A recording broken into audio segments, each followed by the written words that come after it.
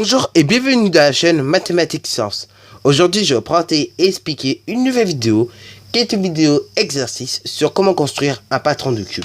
Alors donc là, je te laisse mettre la vidéo en pause pour construire ce cube à l'aide des mesures données sur la perspective cavalière. Donc là, tu peux mettre la vidéo en pause pour exécuter cela. Sur ce donc, correction. Donc, comme je disais tout à l'heure, sur ce donc, correction. Alors donc là, pour construire un patron de cube, en fait, va falloir déjà qu'on sache construire des carrés, ok? Mais encore faut-il savoir combien y aura-t-il de carrés au total. Et au total, en fait, il y aura 6 carrés, comme tu peux constater, puisqu'un cube, c'est 6 faces, ok? Mais comme tu verras bien, les 6 faces ne sont pas alignées. Pour une simple raison, c'est le collage après, ok? Donc, en gros, si je réfléchis bien, nous aurons 4 faces alignées, ok? Enfin, théoriquement, normalement, on devrait en avoir 4 alignées. Si on observe bien le cube. Observons ce cube-là. Donc, nous avons une face, 2 faces, 3 faces, 4 faces qui ont l'air d'être alignées. Et après, on a l'air de... Et là, il y a une face et 2 faces qui ont l'air d'être alignées avec les 4 autres faces, ok? Mais ils ne sont pas alignés sur la même ligne, ils sont alignés autre part. Il y a une face qui est à gauche et il y en a une autre qui est à droite. Donc là, en gros, il va falloir qu'on construise en tout 6 carrés, dont 4, ok, qui seront alignés en ligne droite, ok? Et après, à l'aide d'un carré, ok, on construira les deux autres carrés, tout simplement, de notre cube, ok? Donc là, allons-y donc pour construire notre cube, ok? Et donc là, c'est parti pour construire notre premier carré. Et encore faut-il savoir la dimension de notre carré. Et la dimension de notre carré est marquée sur la perspective, et effectivement, c'est bien 5 cm, ok? Donc allons-y donc pour construire le premier carré de 5 cm. C'est parti donc, mon kiki. Donc voilà. Donc je trace tout simplement un segment, ok, de longueur 5 cm. Je viens prendre mon équerre, ok, et je prends ça très long, ok. Alors là, on va pas aller un carré par un carré parce que sinon on va pas s'en sortir et sinon ça va prendre trop de temps puisque sinon la vidéo sera interminable, ok. Donc pour éviter que ça prenne trop de temps et puis qu'on comprenne rien, tout simplement en fait vu qu'on sait qu'on aura 4 carrés alignés, et autant construire un grand segment, ok, assez grand, qui fera donc 20 cm, puisque 5 fois 4 égale 20. Donc du coup, ce que nous allons faire, pour les 4 carrés alignés, on va construire directement un segment de 20 cm. Allons-y donc pour le faire. Donc là, ce que je vais faire, je trace directement un segment de 20 cm. Voilà. Comme ça, au moins, il restera plus qu'à couper ce segment de 20 cm, ok, en plusieurs bouts, ok. Donc entre guillemets en 4. Mais en 4 parts égales, ok.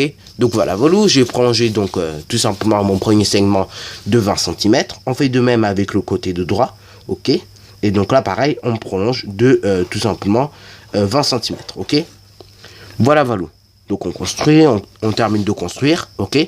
Une fois que donc on a terminé de construire, pareil, on met un petit codage entre parenthèses. Et après, on ferme le rectangle pour l'instant. Ok, pour l'instant, oui, ça ressemble à un rectangle et non à un carré. Ok, mais très bientôt, justement, ça va ressembler à un carré, cela. Ok, puisque nous allons découper maintenant ce grand rectangle en plusieurs morceaux. Voilà. Donc là, je construis mon grand segment de 20 cm, ok, sur 5 cm, donc entre parenthèses un rectangle. Donc maintenant, ce rectangle, je vais le couper en plusieurs carrés de 5 cm, ok. Donc là, déjà, on commence par un coupage de 5 cm. On en fait un autre pareil à 5 cm.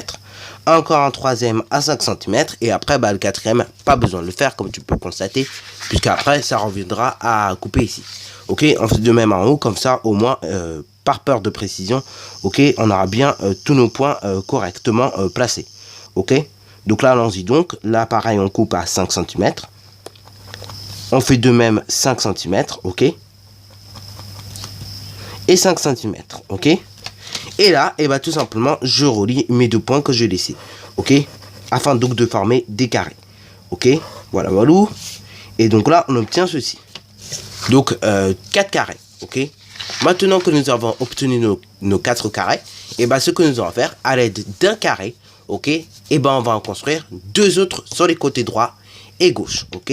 Donc là, moi j'ai pris comme décision de prendre ce carré là, ok, mais j'aurais pu prendre ce carré là, ou bien le carré d'en haut, ok, mais moi je vais prendre ce carré là en option, ok. Et du coup je vais le prolonger de 5 cm à gauche et de 5 cm à droite, ok, afin donc de pouvoir former ce carré.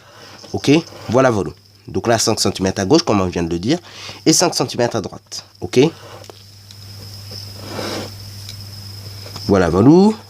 Une fois donc que nous avons fait ça pour en haut, donc pour cette arête là, on fait de même pour cette arête là, 5 cm en haut et 5 cm en bas, ok. Donc là, au cas où, ce que l'on fait toujours, on vérifie bien les mines de son critérium, si on utilise un critérium comme moi, ok. Et donc là, on prolonge, comme je viens de le dire. Voilà, on laisse bien les petites traces afin de pouvoir relier chaque point que nous venons de créer. Comme ça, au moins, ça évite des erreurs d'imperfection et d'imprécision, ok. Et de non-précision plutôt, que j'aurais dire. Ok, voilà, voilà. Donc là, je viens de construire tout simplement mon patron. Ok, bon, alors là, oui, ma feuille a été un peu découpée puisque bah, j'ai formé une forme un peu bizarre. Donc c'est normal que du coup le cube soit un petit peu découpé. Ok, mais néanmoins, bon, là c'est apparence esthétique, mais néanmoins ça va se réparer très vite puisque nous allons construire en fait des languettes. Ok, et donc les languettes vont pouvoir réparer cette fissure très rapidement. Ok, puisque bah, après le cube il va ressembler à ça. Alors bon, tu vois, ceci tu le verras pas, tu le verras pas vraiment. Bon alors donc là c'est parti pour placer nos languettes. En tout il y en a 7 à placer. Ok, ok, donc on en place une ici. Ok, voilà, voilà. Après, on en place 2 autres sur les côtés droit et gauche. Ok, voilà, voilà. Parfait.